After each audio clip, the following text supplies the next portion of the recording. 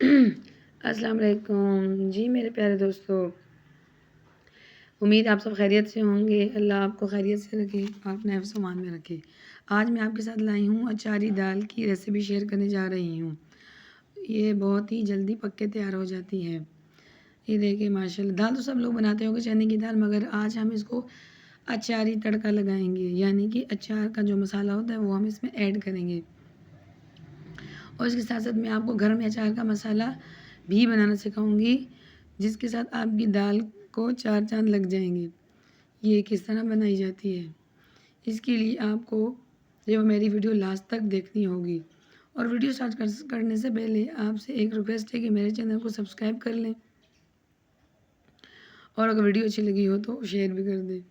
تو چلیے بڑھتے ہیں ریسیپی کی طرف۔ تو اچائی دال بنانے کے لیے ہم سب سے پہلے اچائی دال بناتے ہیں۔ اچائی دال بنانے کے لیے ہمیں سب سے پہلے جو ہے وہ جو چیزیں چاہیے ہوں گی وہ یہ ہیں: میتھی دانہ 1 چائے کا چمچ، رائی دانہ 1 چمچ، سفید زیرہ 1 چمچ، سونگ 1 چمچ،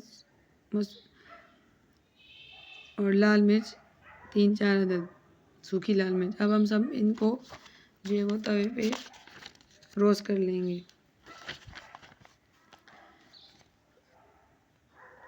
اب فلیم ہم جب تک روسٹ کریں گے جب تک اس میں سے ہلکی ہلکی اسمیل خوشبو لانے لگ جائے۔ اب خوشبو آنا اسٹارٹ ہو گئی ہے، اس کو ہم نے جلانا بالکل نہیں ہے، چولہا بند کر دینا ہے، ایک پلیٹ میں نکال لینا ہے۔ اور اب اس کو ہم نے گرائنڈ کر لینا ہے، اس کا گرائنڈ کر کے پاؤڈر بنا لینا ہے۔ تو یہ دیکھیے اس کا پاؤڈر بن گیا ہے،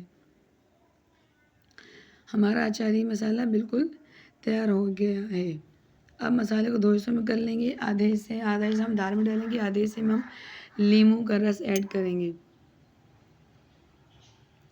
ایک بڑا لیموں لے لیں اور اس کا رس نکال لیں۔ لیموں اگر نہیں آپ کے پاس تو آپ اس کے املی کا گودا بھی استعمال کر سکتے ہیں۔ اور ساتھ نمک بھی ایڈ کر دیں، نمک میں پہلے ڈالنا بھول گئی تھی، اس میں نمک بھی شامل کر لیں اور اچھی طرح اس مسالے کو مکس کر لیں۔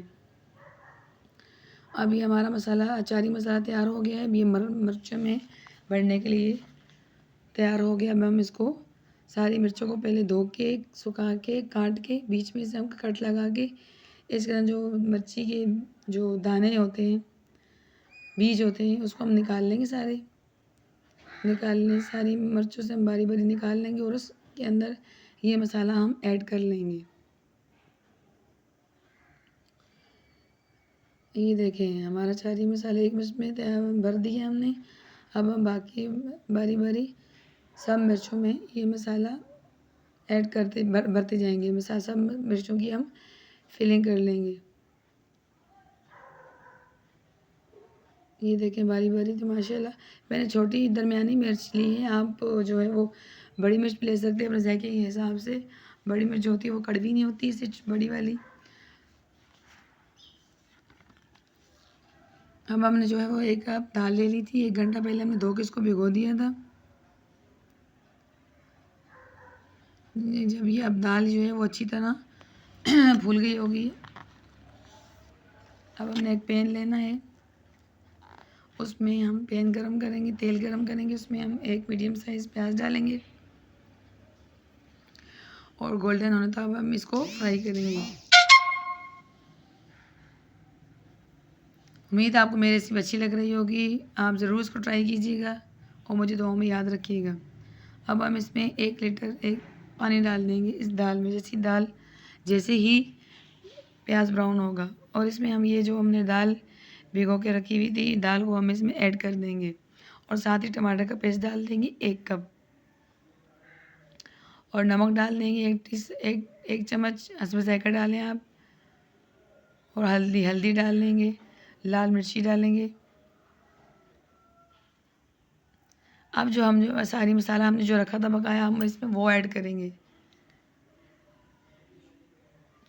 ان تمام مسالوں کو اچھی طرح مکس کرنا ہے۔ مکس کرنے کے بعد ہم اس کو اوپر سے کور کر دیں گے کوکر میں بنا رہی ہوں، تو ہم نے اس کو 20 سے 25 منٹ تک کور کر کے کوکر میں رکھ دینا ہے چولہے پہ۔ اور 1 گھنٹہ پہلے ہم نے دال بھگو دی تھی، تو اس کو 20 منٹ میں یہ دال بہت اچھی طریقے سے ہماری دال گل کے تیار ہو جائے گی۔ یہ ہمارے 20-25 منٹ ہو چکے ہیں۔ اب یہ دیکھیں دال کو بالکل اچھی طرح سے گل گئی ہے، جو لوگ جس طرح کی دال کھاتے ہیں وہ اس طرح کی اس کو پریشر دے سکتے ہیں. تو میں نے اس میں جو ہے وہ گھوٹا بھی لگایا ہے. آپ گھوٹا بھی لگا لیں اور اس کو 10 منٹ تک جو ہے وہ اور پکنے دیں. آپ مرضی اس میں یہ گھوٹا لگا سکتے ہیں، نہیں تو آپ اس کے ساتھ ہی مسالہ ایڈ کر سکتے ہیں. مگر میں اس کو اس طرح بناؤں گی، اس طرح کھانے میں اس کا مزید ذائقہ جو ہے وہ بڑھ جاتا ہے. یہ دیکھیں 10 منٹ پکایا ہے ہم نے گھوٹا دینے کے بعد. تو اب دال کی جو لک ہے وہ آپ دیکھ لیں. اب اس میں نمک جو ہے وہ چیک کر لیجئے گا پورا ہے یا نہیں. کم ہے تو ڈال دیں. یہ تو میرے حساب سے اب اس میں نمک جو ہے وہ پورا ہے.